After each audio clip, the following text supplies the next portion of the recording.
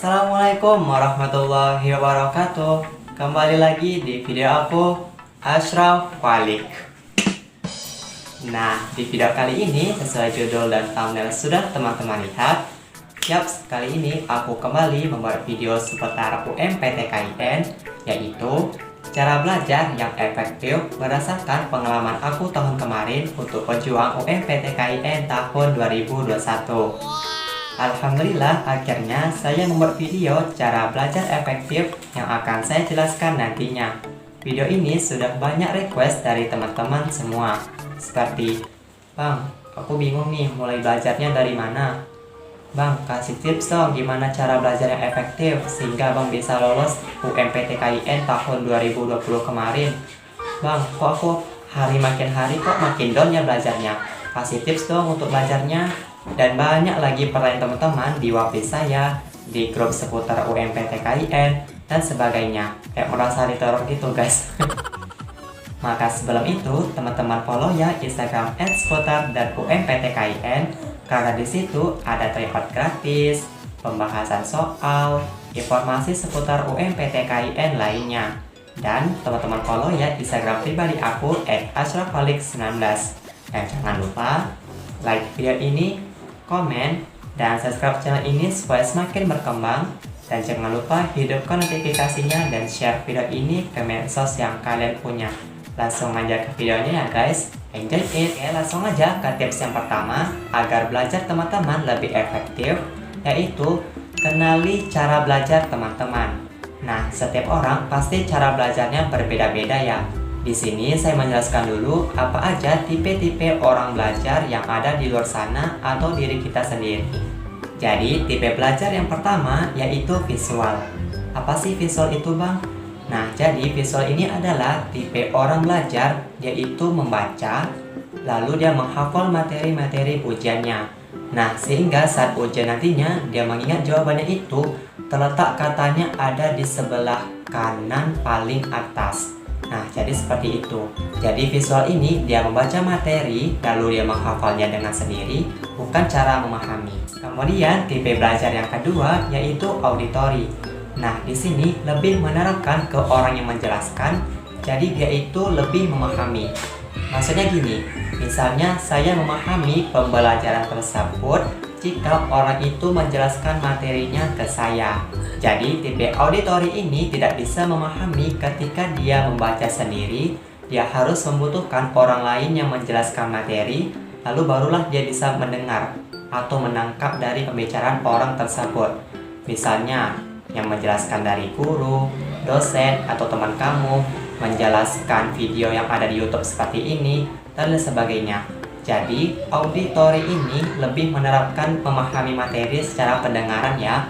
Kalau visual yang harus membaca sendiri, lalu dia menghafalnya. Lalu, tipe belajar yang ketiga yaitu kinestetik. Nah, kinestetik ini yang belajarnya itu sambil mempraktekkan apa sih dari isi buku itu. Nah, biasanya kinestetik ini orang yang suka dengan praktikum. Jadi, dia bisa memahami belajar setelah dia mempraktekkan apa isi dari teori itu atau isi buku itu ya. Nah, jadi itu dia 3 tipe orang belajar.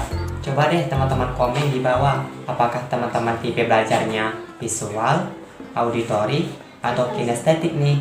Nah, jadi yang pertama teman-teman harus kenali cara belajar teman-teman.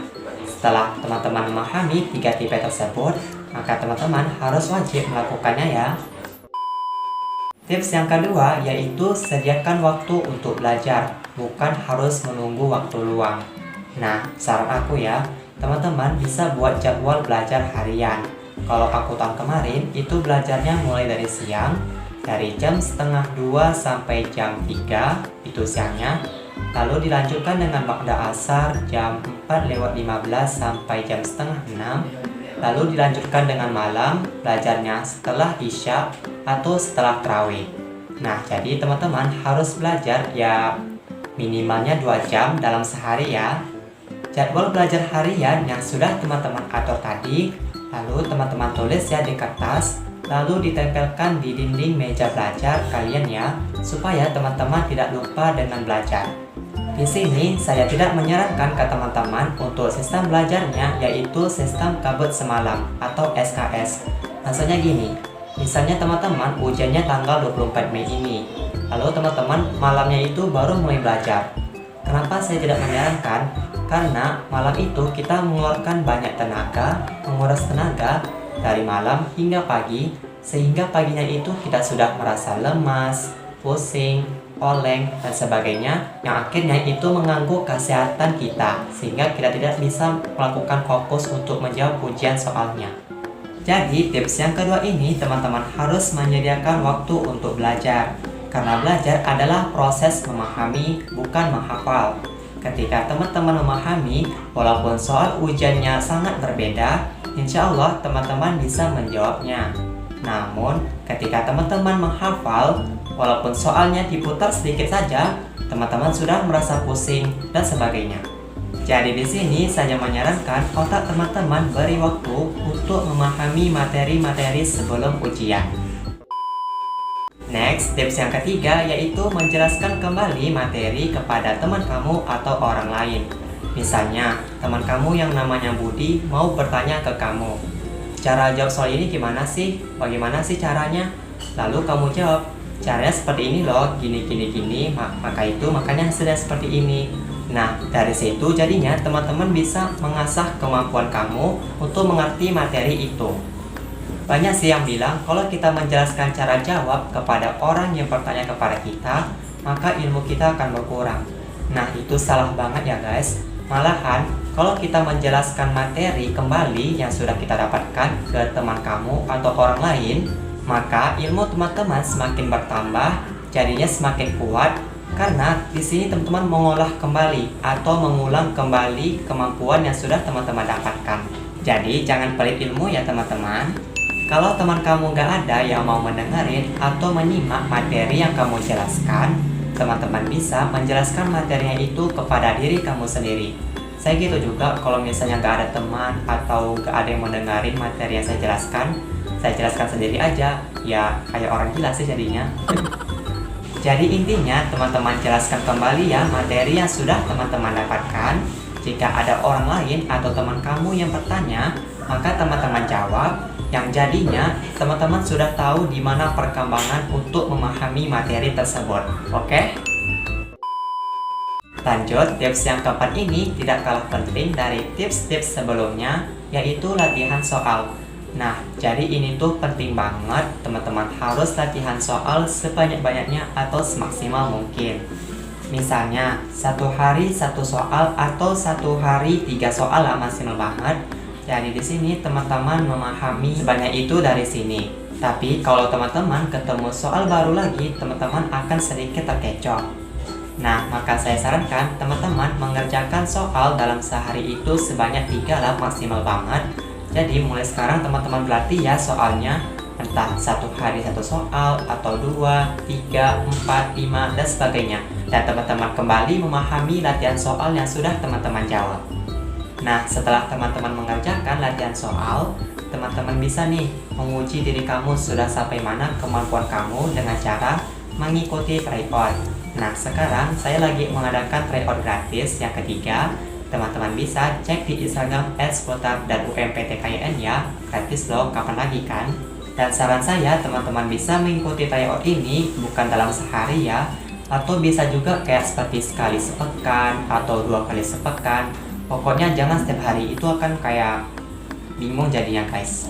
Insya Allah itu dapat mengasah kemampuan teman-teman.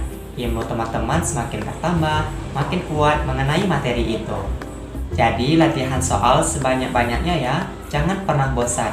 Ingat, belajar itu tidak akan sia-sia. Walaupun teman-teman belajar setetes ilmu saja, insya Allah itu akan menjadi manfaat di suatu hari kemudian. Ingat juga, hasilnya itu tidak akan pernah mengkhianati proses. Jadi sekarang saya sarankan untuk berproses dan tetap berproses agar teman-teman dapat melihat yang lebih cerah di suatu hari nanti. Oke? Dan tips yang terakhir atau kelima, ini tuh paling penting banget dari tips yang sudah saya sebutkan tadi, yaitu tidur yang cukup. Nah, teman-teman harus istirahat atau tidur yang cukup, karena jangan sampai teman-teman terus belajar dan belajar sehingga teman-teman lupa yang namanya istirahat atau tidur yang cukup. Otak teman-teman itu bagaikan seperti mesin. Kalau mesin mobil itu dibawa perjalanan jauh, gak ada istirahatnya, maka mesin mobil itu semakin panas yang malah mengakibatkan rusak. Jadi, kalau teman-teman keterusan belajar, lupa istirahat atau kurang tidur, yang malah mengakibatkan pusing, oleng, mengantuk, dan sebagainya. Intinya, teman-teman harus istirahat atau tidur yang cukup untuk menjaga kesehatan teman-teman sampai hari H ya. Yaps, itu dia tips cara belajar yang efektif dari saya berdasarkan pengalaman saya kemarin. Dan Alhamdulillah atas izin Allah sehingga saya lolos UMPTKIN tahun 2020. Tips tadi teman-teman jangan hanya menonton saja, dipraktekkan ya, karena berhubung ujian UMPTKIN sudah semakin dekat. Insya Allah teman-teman bisa menghadapinya. Semoga teman-teman dapat melakukan jejak saya dan lolos di jalur PTKIN dan prodi yang teman-teman impikan. Amin. Baiklah, saya akhiri dulu ya video kali ini. Jangan lupa like video ini, komen. Saya buat video apa lagi, tolong komen di bawah ini ya. Jika teman-teman ada yang ingin tanyakan, silahkan komen. Dan subscribe channel ini supaya semakin berkembang. Dan jangan lupa hidupkan notifikasinya supaya teman-teman tidak ketinggalan video terbaru dari aku. Dan share video ini ke medsos yang kalian punya. Sampai jumpa di video selanjutnya. Wassalamualaikum warahmatullahi wabarakatuh. Bye bye.